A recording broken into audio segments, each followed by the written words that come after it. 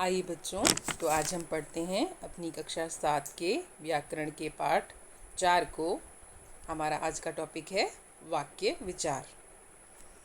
वाक्य देखिए, मोती रोटी खा रहा है, मैं पत्र लिख रही हूँ, यह कितना सुरम्य दृश्य है, ओह आज तो कड़ाके की सर्दी है।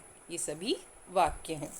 उपयुक्त सभी सार्थक ध्वनियों के समूह हैं, अतः ये वाक्य हैं। वाक्य भाषा का प्रमुख अवयव या अंग होता है, अतः उपयुक्त शब्दों में हम कह सकते हैं कि एक विचार को या एक बात को पूर्ण रूप से प्रकट करने वाला शब्द समूह वाक्य कहलाता है।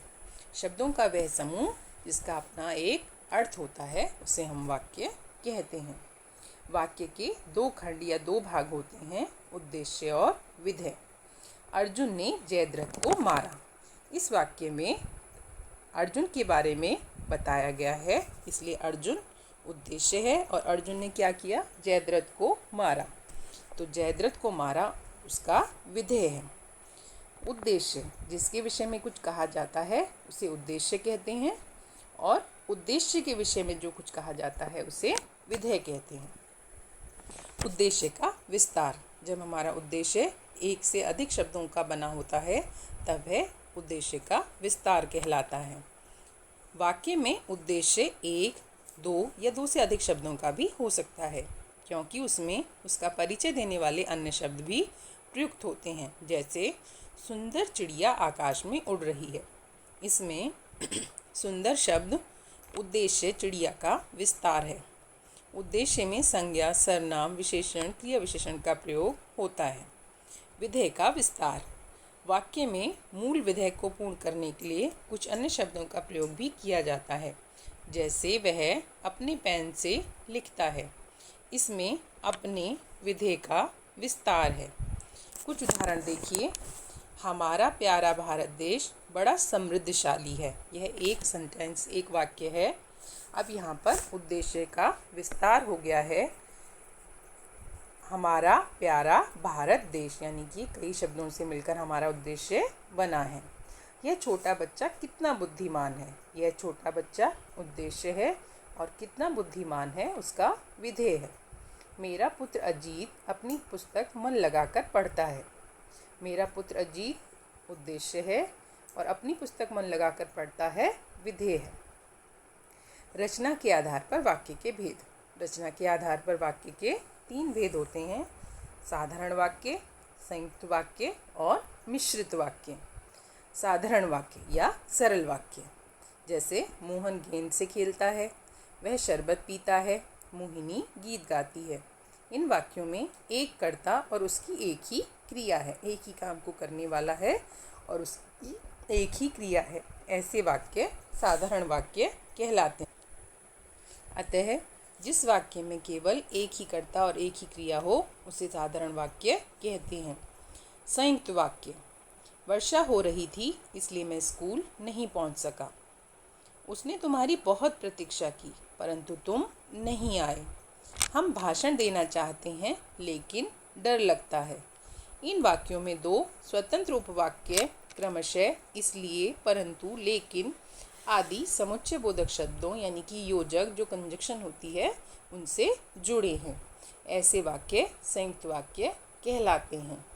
संयुक्त वाक्यों में दोनों ही वाक्यों की प्रधानता होती है। 2 या 2 से अधिक साधारण वाक्य जब समुच्चय बोधक या योजक द्वारा जुड़ जाते हैं तो वे संयुक्त वाक्य कहलाते हैं। मिश्रित वाक्य, मैं विश्वास के साथ कह सकता हूँ कि यह पुस्तक मेरी है। जो पुरुषार्थ करता है वह फल पाता है। मालूम होता है कि आज वर्षा होगी। मिश्रित वाक्य में एक उपवाक्य होता है और दूसरा उस पर आश्रित वाक्य होता है। पहले वाक्य में मैं विश्वास के साथ कह सकता हूँ एक मुख्य वाक्य है, मुख्य उपवाक्य है, और कि यह पुस्तक मेरी है उस पर आश्रित उपवाक्य है। अतः जब किसी विषय पर पूर्ण विचार करने के लिए कई साधारण वाक्यों को मिलाकर एक वाक्य की रचना करनी पड़ती है तब ऐसे रचित वाक्य को मिश्रित वाक्य कहते हैं। नोट, इन वाक्यों में एक मुख्य वाक्य और एक या अधिक आश्रित वाक्य होते हैं जो समुच्चय बोधक द्वारा जुड़े होते हैं।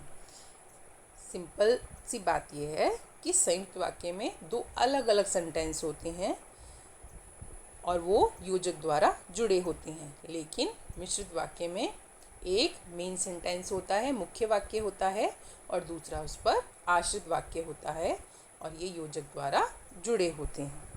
वाक्य परिवर्तन, देखिए वाक्य परिवर्तन कैसे करते हैं, यानी कि सरल से संयुक्त कैसे बनाते हैं, संयुक्त से मिश्रित कैसे बनाते हैं, मिश्रित से सरल कैसे बनाते हैं। वाक्य के अर्थ में किसी तरह का परिवर्तन किए बिना किसी एक प्रकार के वाक्य से दूसरी प्रकार के वाक्य में परिवर्तन करना वाक्य परिवर्तन कहलाता है। देखिए साधारण वाक्य है, वह फल खरीदने के लिए बाजार गया। यदि हम इसका संयुक्त वाक्य बनाएंगे तो हमें इसे किसी योजक के द्वारा जोड़ना होगा। इसमें हम करेंगे वह फल खरीदेगा इसलिए बाजार गया, यह हम कह सकते हैं उसे फल खरीदने थे इसलिए वह बाजार गया। भीड़ के बेकाबू होते ही पुलिस ने लाठीचार्ज किया, तो हम संयुक्त में बदलेंगे भीड़ बेकाबू हुई इसलिए पुलिस ने लाठीचार्ज किया। भागता हुआ व्यक्ति पेड़ से टकराकर गिर पड़ा, यहाँ पर हम लिखेंगे भागता हुआ व्यक्ति पेड़ से टकराया और गिर पड़ा।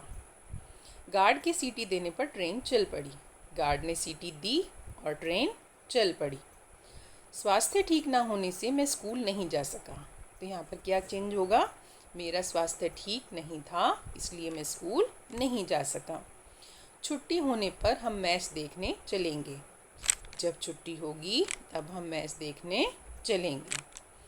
मेहनती मनुष्य के लिए कुछ भी कठिन नहीं, जो मनुष्य मेहनत करते हैं उनके लिए कुछ भी कठिन नहीं है।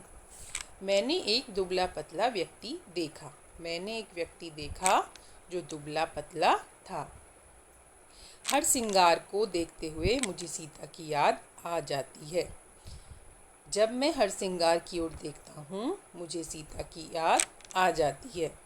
पिताजी के घर पहुँचते ही वर्षा रुक गई, जैसे ही पिताजी घर पहुँचे वैसे ही वर्षा रुक गई। तो इस प्रकार हम एक प्रकार के वाक्य को दूसरी प्रकार में बदल देते हैं।